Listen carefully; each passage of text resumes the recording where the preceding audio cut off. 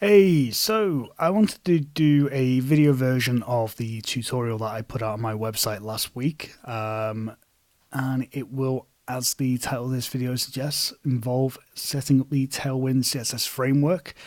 So, in case you've never heard of Tailwind, you might be forgiven for wondering what all the fuss around this new CSS framework is. So, unlike Bootstrap, Foundation, Bulma, and other well-known CSS frameworks, Tailwind is not a UI kit. It doesn't have a long list of components and pre-made templates that you can use to quickly build out a website. Instead, it's a library of low-level classes that are designed to let you rapidly build a website without having to fight with the default styles that Bootstrap et al. Impose on you. Unlike Bootstrap, Foundation, and other CSS frameworks, Tailwind doesn't use semantic class names, for example, card, banner, to describe the elements that it's styling. Instead, it uses what are known as utility classes, or sometimes functional or atomic CSS. These classes describe the style rather than the component or the content. Instead of trying to rewrite the excellent Tailwind docs that exist, what I thought I'd do is do a how to install Tailwind tutorial. So, as with any tutorial, there are going to be a couple of things that I probably do differently to how you would do it. Don't feel like you need to do it that way. Basically, this is the way that I feel comfortable doing it. What I want to achieve with this tutorial is to give you the ability to fill in any holes that you might have when you've looked at how to set up Tailwind in the past, and basically to help you get to a point where you can implement it in your own projects. So, just to be 100% clear, I use Laravel Valet, and I use this to power my local development server. So feel free to use whatever tool you want to use. If you want to use MAMP, XAMPP, WAMP, whatever, Vagrant, use that just to minimize the amount of new stuff that you have to learn. Okay, the focus of this tutorial is how to set up Tailwind. I want to try and keep it hyper-focused on that, okay? One thing that you will need to have is either npm or yarn installed on your computer. This is going to be very much from a Unix and Mac OS perspective. So if you're on Windows, unfortunately, I don't have a Windows machine. I'm not that familiar with Windows. I know that you've got access to the Bash script, which I would strongly recommend using if you can. But as I said, this will be very much focused on a Mac OS Linux approach. So we'll go from there. So the first thing that we want to do is we want to create a folder. So as I said, I'm using Laravel Valet. If you've never come across Laravel Valet before, it's a really simple local server application that is based on folders. Whatever you call the folder is the name of the local host URL. So for example, if we want to create a new demo test site for us to do this in, what we would do is I currently have my Laravel Valet pointed at my sites folder, which would help if I actually go to change to the directory of the sites folder rather than just trying to run it.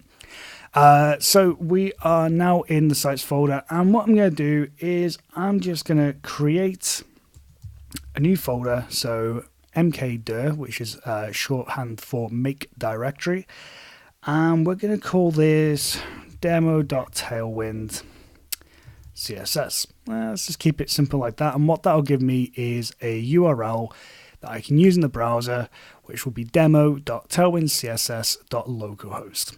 So if we just create that, and then we just cd into that directory, what I'm going to do is I'm going to open up my code editor. I use Microsoft Code, VS Code, so you can use whatever you want. I know that a lot of other code editors have very similar CLI tools where you can open directly in a folder, but what I'm going to do is I'm just going to drag this window that was opened, and I'm also going to open up a new window for me to use. So within this, what I'll do first is to show you demo.tailwindCSS.localhost, and you can see nothing's found. We get a 404. That's perfectly normal. That's what we expect.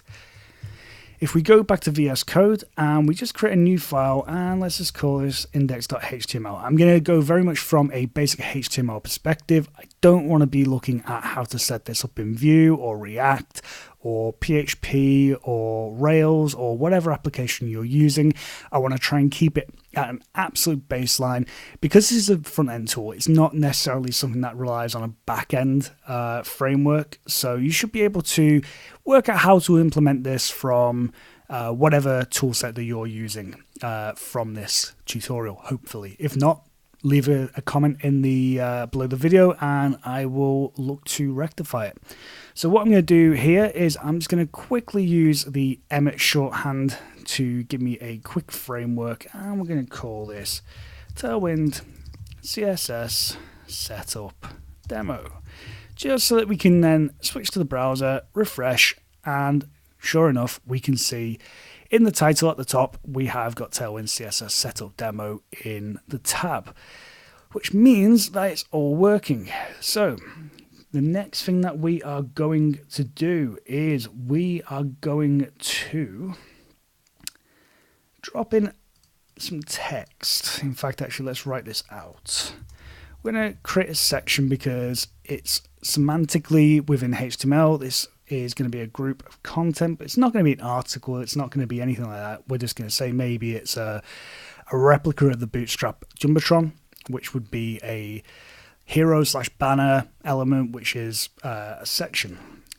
Now that will stretch the full width. So because we want to constrain our content, we also want to put an additional div in there just for us to be able to wrap all of our content in. Because it's going to be at the top of the page, we'll set it as a H1 and we're going to literally say hello world. Really, really simple. And because I really let's use the thing from the demo. So we're just going to call it, it's a simple hero unit, a simple Jumbotron style component for calling extra attention to featured content or information. And we're going to add a HR, and we're going to add another paragraph tag, and we're going to say it uses utility classes for typography and spacing to space out the content within the larger container. And finally, we're going to add a button, and we're going to call that Learn More. Now, I'll come back to that later on. But just as a quick note, in the documentation for Bootstrap, they actually use an A or an anchor tag. That is not strictly correct unless you're going to another page. If you're scrolling down to somewhere else on the same page, or you are maybe popping up a modal, you should use a button. If it goes to a different page on the website, then by all means use an anchor tag. Now, if we just save this and we go back, we can now see that we have our content being output. We've got our H1, we've got our first paragraph, we've got our HR, we've got our second paragraph, and we've got our button. And it's using the default styles that are appended by Firefox.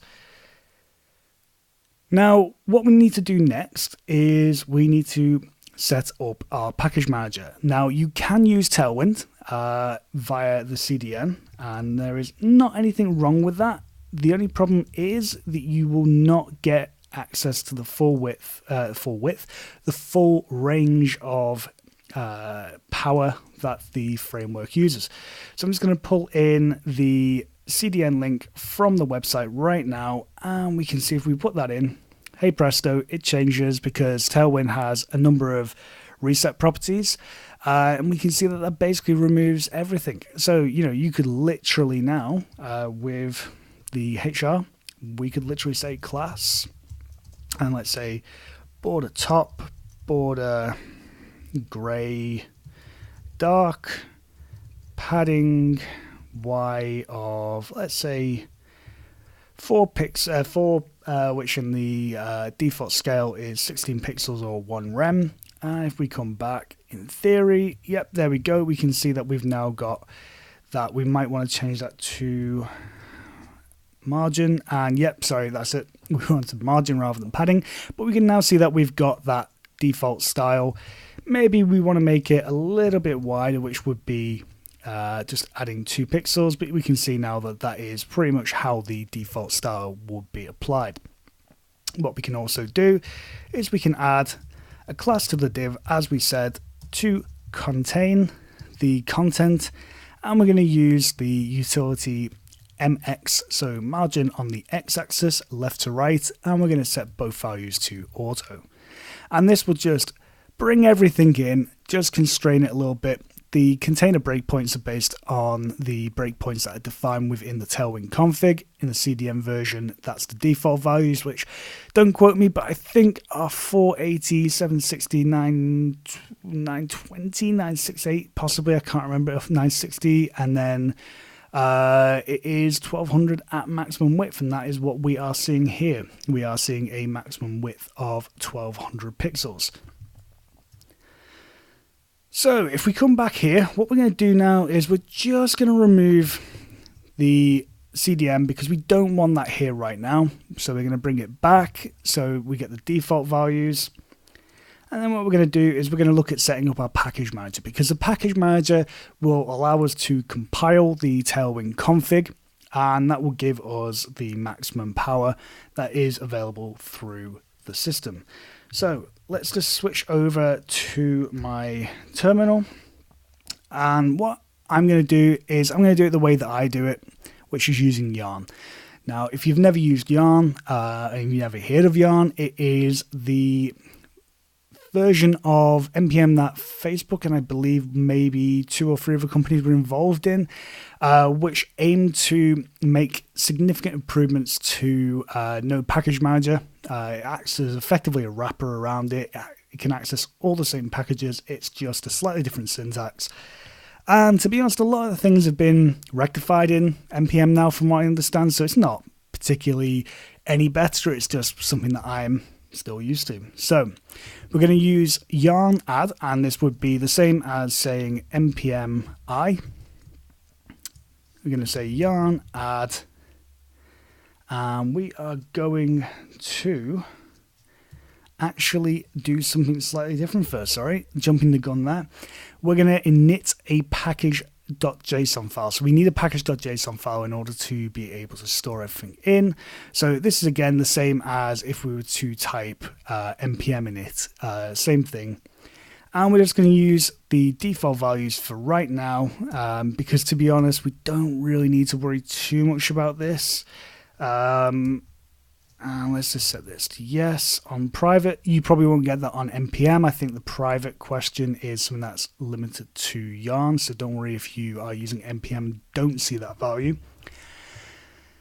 Okay, so now we've got that, we can avoid jumping the gun. But what we're going to do first is we are just going to jump into our code editor. We're going to go to the package.json file that was created. And just under here, we're going to drop in the text. Now, this text is available in the actual written walkthrough. I'll put a link to that in the description.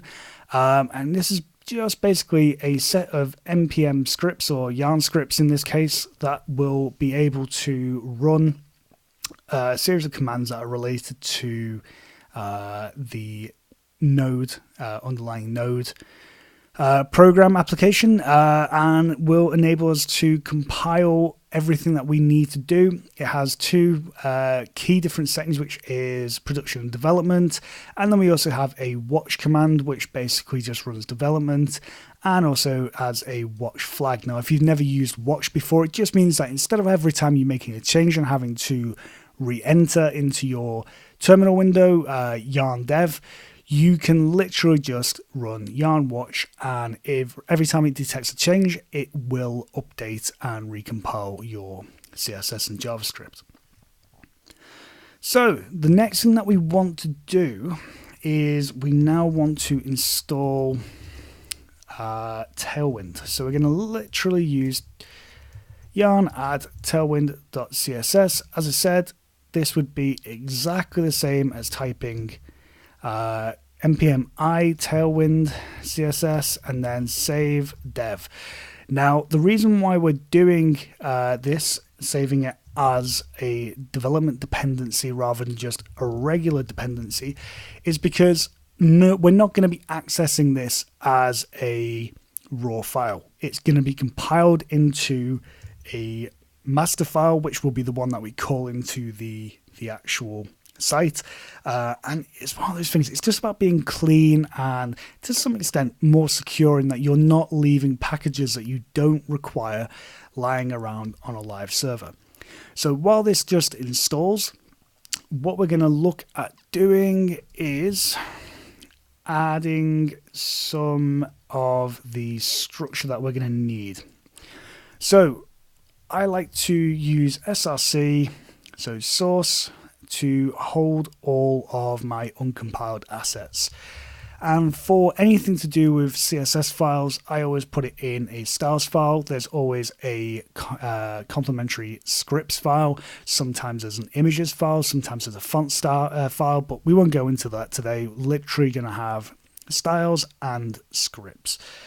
So we're going to say styles and we're going to call it app.css. You can call that whatever you want. You can call it main.css. You can call it style.css. You can call it css.css if you really want to get crazy. Like I said, it really doesn't matter. Just remember what you've called it. App.css is just something that I like calling my files because they are the key ones for the application. And we're going to then call scripts. And again, I'm going to call the file app. Again, it could be called main or scripts or whatever you want to call it. And we're going to have that as effectively the key file for our JavaScript within this very, very basic application.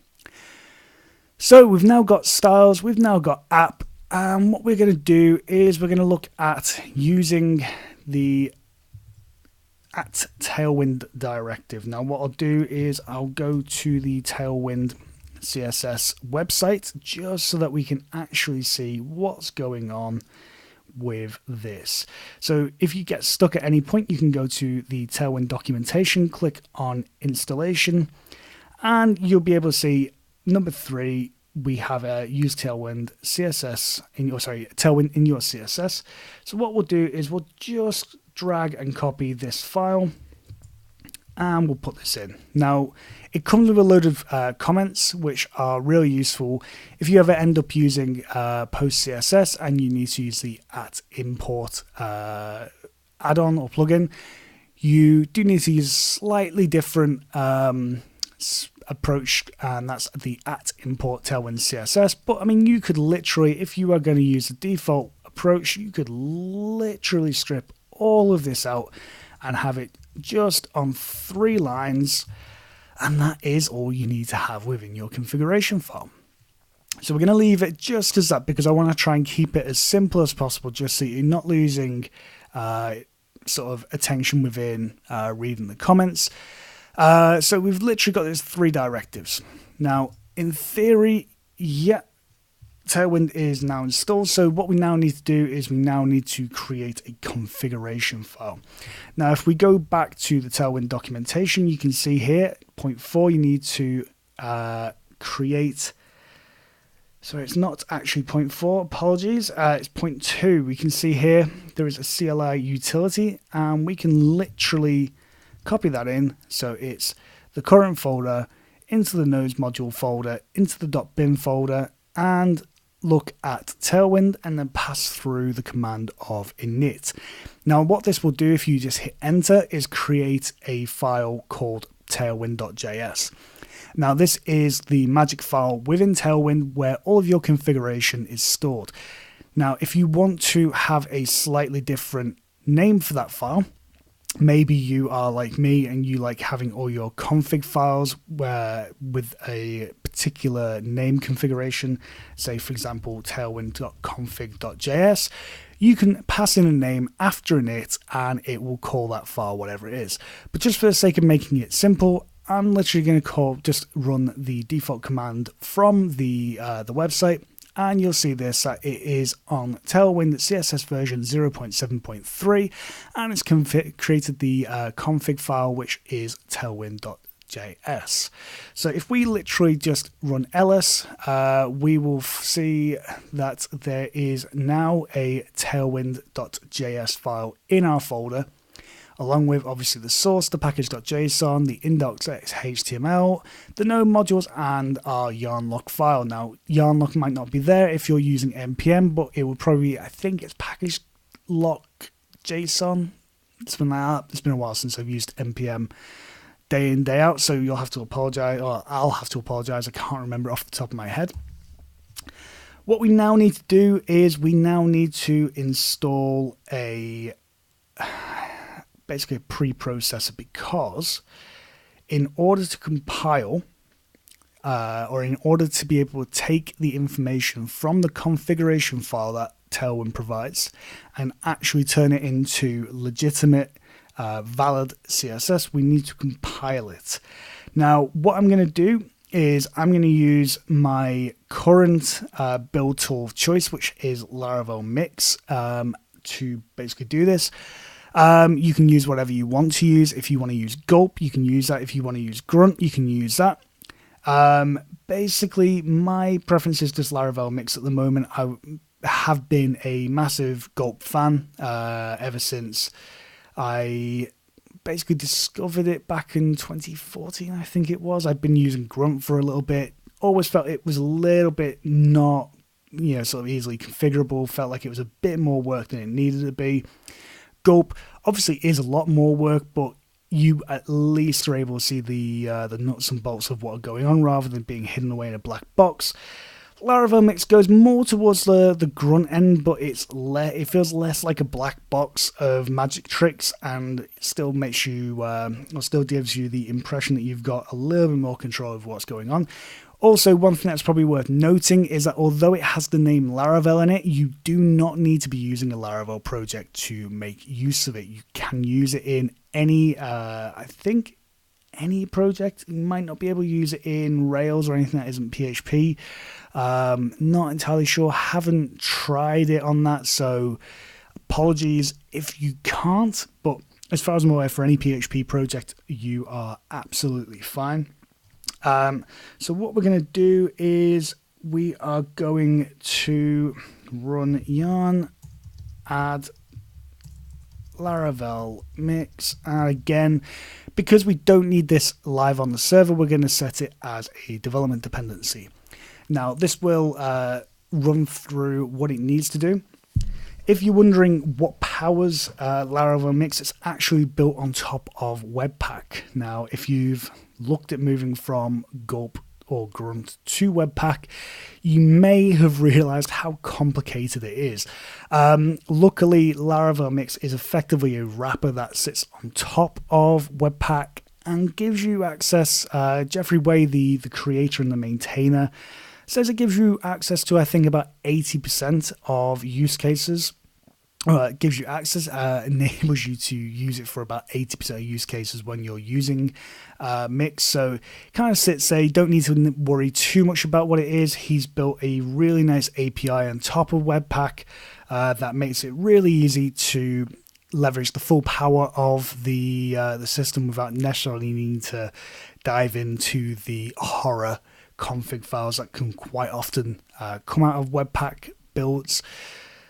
But what we are going to do is we're just going to wait for this to finish installing. Unfortunately, it can take a little while. Laravel Mix is a little bit bigger than your average NPM package just because it's pulling in an awful lot.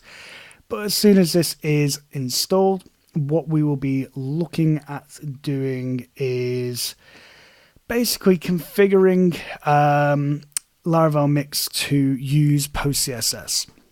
So now that that is installed, what we will do is we will switch back over to our code editor, and we need to now set up a configuration file for Laravel Mix. So because it's based on Webpack, the syntax that we use is webpack.mix.js, and this is where we can install everything, or at least configure how we want Laravel Mix to run. Now, a couple of things to note.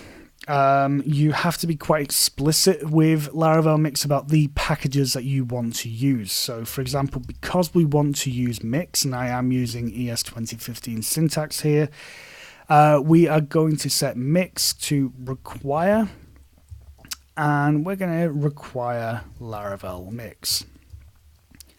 Now, all this does is it looks in your node modules folder, it looks for a package with the same name. It's where tools like VS Code really come into their own in being able to tell you whether or not it has actually found that package. But we've now assigned Laravel Mix to the name of Mix. What we also need to do is call in Tailwind CSS, and again, in the same way, we're going to require Tailwind CSS. And that literally is all we require for the very, very basic project that we're going to be building. The next thing that we need to do is we're going to use that keyword of mix, and we're going to call in a post CSS processor. Now, the reason why we're going to do this is because this is the recommended approach that Adam Watham recommends. And to be honest, although I have been using Sass for a very long time, I've been pleasantly surprised with actually how flexible post CSS is. So I'm using it on a couple of projects at the moment, and again, I've been really impressed. It hasn't felt too different. There's a number of plugins that you can get if you are missing things like nesting CSS classes, and there's a couple of other really nice things such as the ability to pass in a CSS style sheet and for it to output all the classes in, or at least all the properties of a class within your style sheet in alphabetical order. Now, that is one thing that makes me very, very happy, as sad as that sounds. Now, what we're going to do is we're going to have our API there, which is mix, and we're going to say post CSS. Now, what we need to do within this argument is we need to pass in our source file, so where we're defining the config.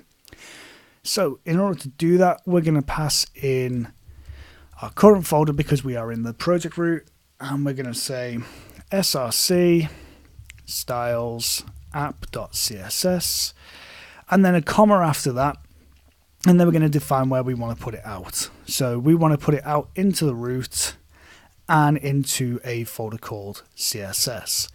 Now, this will basically take the name that you have on the folder and append it here. So you could do this, you don't need to.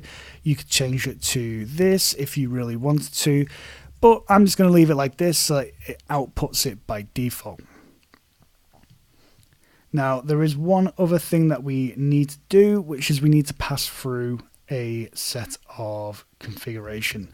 As a third argument, it accepts a object, and we're going to pass through one of the post CSS plugins, which is Tailwind CSS. Now, this is defined here, so you can see this relates to this, this relates to this, and we're going to basically pass through the location and the name of our configuration file, which is Tailwind CSS. In fact, it's a comma, not a semicolon. What I'll do is I'll quickly show you in the documentation. You can see it a little bit far down. Here we go, Laravel Mix. So you can see literally what we've done here, post.css. Resources, they've basically got a slightly different one for if you're using it with Laravel, which is that's Laravel's default structure, and they're still passing through a path to the Tailwind CSS. Let's just go back here. So we've now got this. One thing that's actually worth noting is that there is actually a mistake in this documentation. I think it's because Adam has made the assumption that if you're using Laravel Mix within a project, you probably already have Mix defined. If you do not define Mix in that way that we have done here, you will get a fail. The project will fail on compilation, so you do need to make sure that you are actually defining Mix and requiring Laravel Mix into your webpack.mix.js file. So we've now got this set up. We've called in Mix, we've called in Tailwind. We are using Post CSS. We've got our path to our src styles.app CSS. We're outputting to CSS, and we also have all of our Tailwind packages installed. So what we're going to do now is we're going to run yarn dev, and this will run the development one, and it should give us an idea. It's either going to work or it's not. No, that's yarn add. That is me not paying attention, apologies. So yarn dev,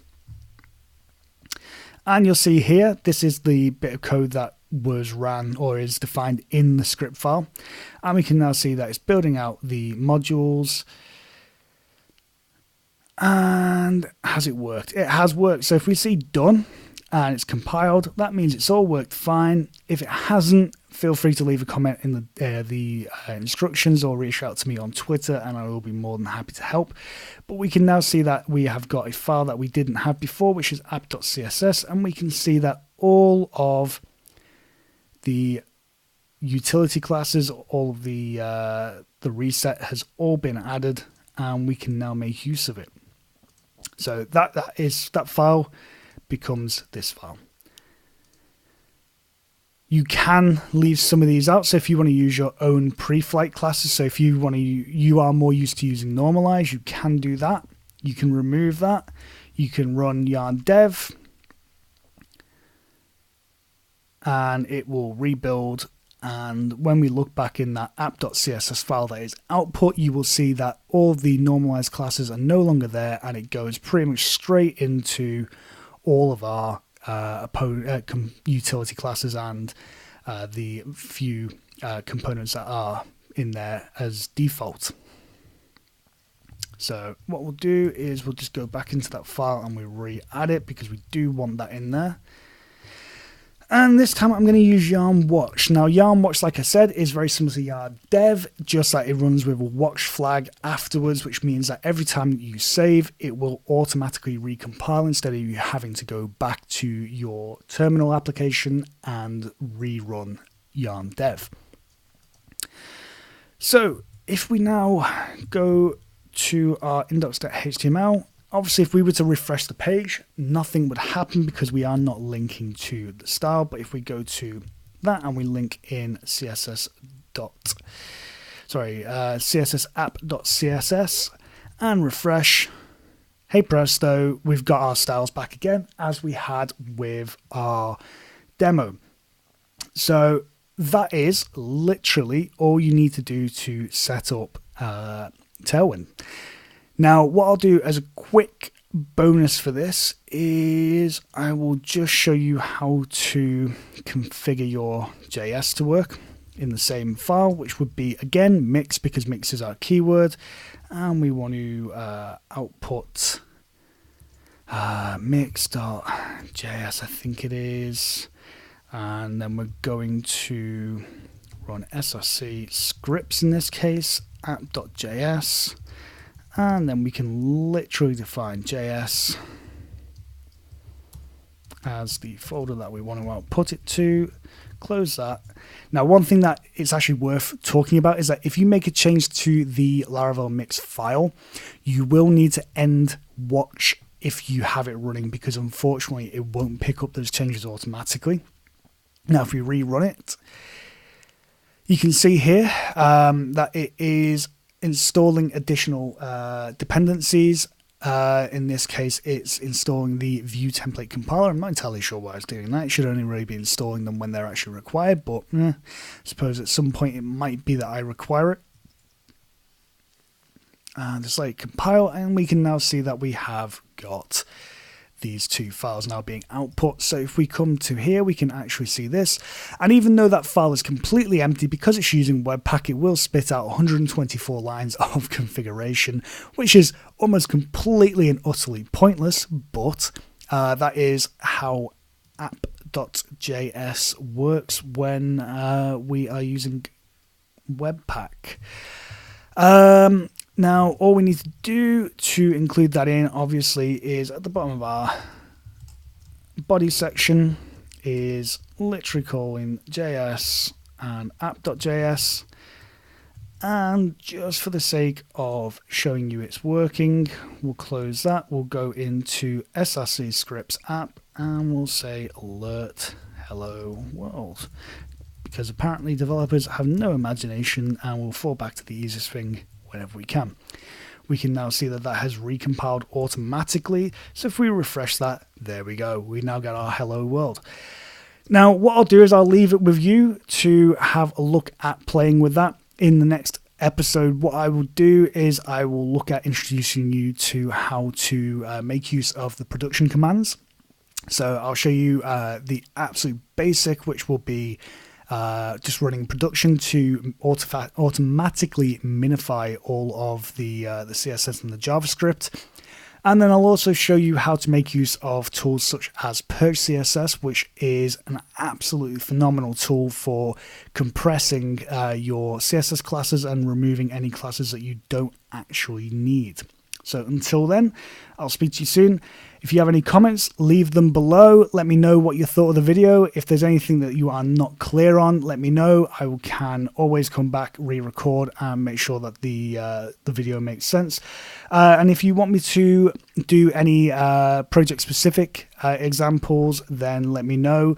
One other thing to note is the reason why we used the Bootstrap Jumbotron is because after we've done the setup of how to get the code and use Tailwind ready for production, I'm going to use this project to basically restyle the Jumbotron in Tailwind. So there will be 2 more videos at least that will follow after this. So make sure you click subscribe so you get notified when they come out, and I look forward to speaking to you soon. All right, bye now.